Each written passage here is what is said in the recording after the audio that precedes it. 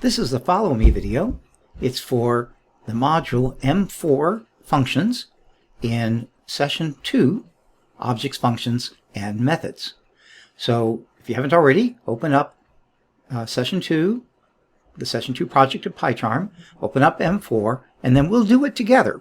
You should follow along with me, typing as I do so, typing ahead where you can, and most importantly of all, thinking about what you're doing and understanding what you read and type. At any point, pause the video and rewind or whatever you need to keep up. This video is about defining and calling functions.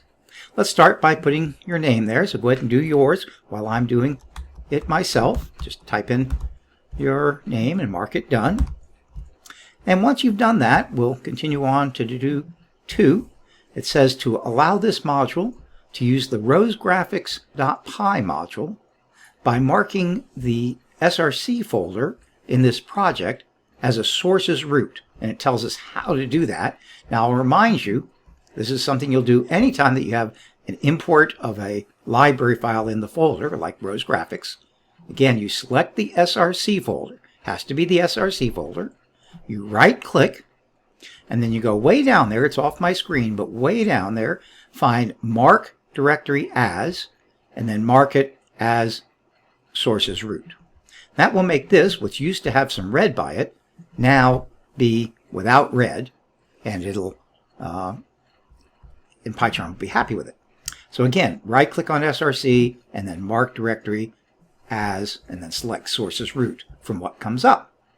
Once you've done that, mark that done, and remember that for future projects, because you'll do it frequently since we'll use rosgraphics frequently. Now I see, just to show you the basic idea of this thing, here's main, here's some other things you're going to do, and way at the bottom, it calls main to start the ball rolling. So it's going to define main, nothing else yet, and then call main from down here at the bottom. So the code will begin execution by calling main. It'll make a turtle window. We're going to have some code we write there. It'll close the turtle window.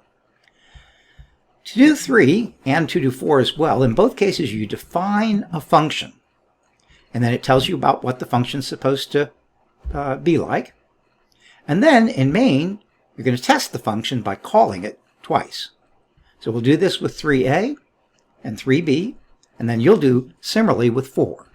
Now this one says to define a function that takes 2 arguments that denote for a right triangle the lengths of the 2 sides adjacent to its right angle, and it returns the length of the hypotenuse of that triangle. So we're to go down here, we're to define a function. Now I'm going to let you do this in just a moment, but let me get you going. You put the keyword def. You're going to choose a good function name. That's a terrible one. One that hopefully is a verb, because functions are actions, which we should use verbs for, and a verb that indicate that it returns the length of the hypotenuse of that triangle, but in fewer words than that. And inside, you're going to have 2 arguments for the 2 sides. You're going to choose meaningful names for those to make your code self-documenting. And then you're going to write as many lines as you feel the need for, ending with returning the value for the length of the hypotenuse. So go ahead and pause the video, try to write that function per its definition up here, per its specification. And then after you've tried to do that, come back to this video and you'll see my answer. So pause the video, define that function, and then come back to the video.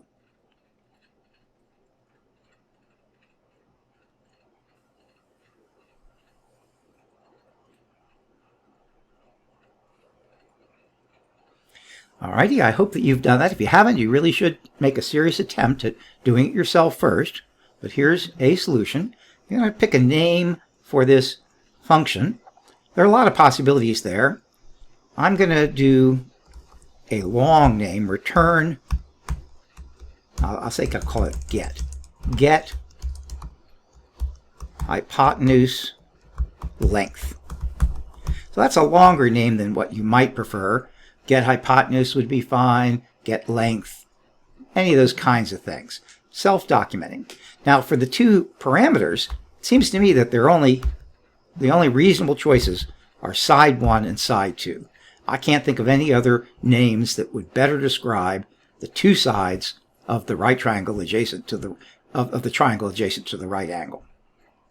For the code, you could write this in as few as one line or as many as several.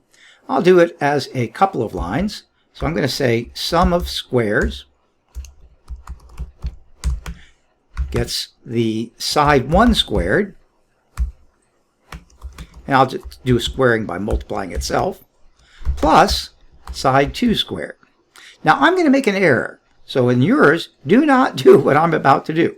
But I'm going to mistakenly type side 1 there, where I should have typed side 2. So it should be side 1 squared plus side 2 squared. And then I'm going to return math dot. Well, apparently we haven't imported math yet. So I'll go up here to the other imports. You always put the imports at the beginning of the file, not inside the def. Not inside the def. Math dot square root of the sum of squares. And notice that wherever possible there, I typed a few letters of the thing and then let it type the rest for me by pressing enter. So there's the definition. Again, I've made a mistake. It should be side 2 there, but I purposefully have made a mistake.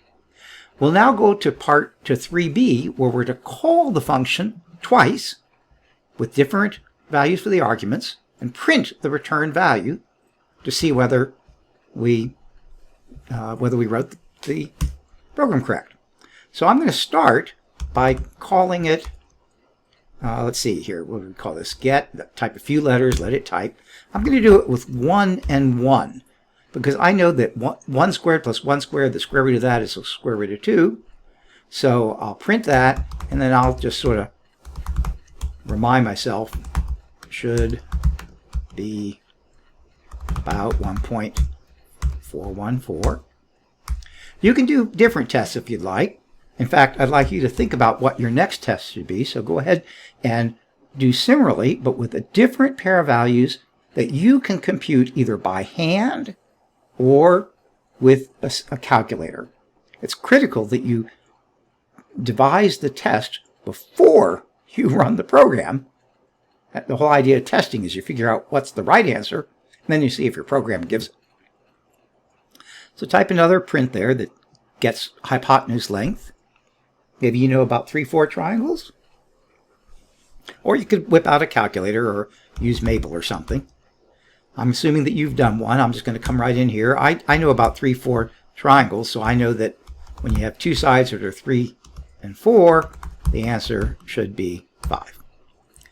So I'm going to run this here. It's going to bring up a turtle window, which is for later, so I'll just close that. And I see that what it printed over here is 1.414, should be about 104, so I passed that test. So it's only this second test that exposes the error. The program returned 4.5 something, and I knew it should have been 5. So these tests expose the error that I made in my code. I would now come back down here, think harder about this, maybe trace through it by hand, but I'm just going to catch the error right away, run again, and close that window, and there we go. 5.0 should be 5. So to repeat, what you've done in this thing, what you've done in this exercise is something that you'll do many, many, many times this term. You'll have a specification of a function. You'll define it with certain parameters, and you'll write code that uses those parameters to return whatever the specification said to return. Then you'll write a test. In this session, our test will be right up in main, and all a test means is calling the function you just defined with some specific values for its parameters, for which you've previously computed what the function should do or return, and then when you run it, you see whether it does what you've previously computed it should do or return. return on those arguments. That's the end of that. You'll continue this to do it again on a different function in class.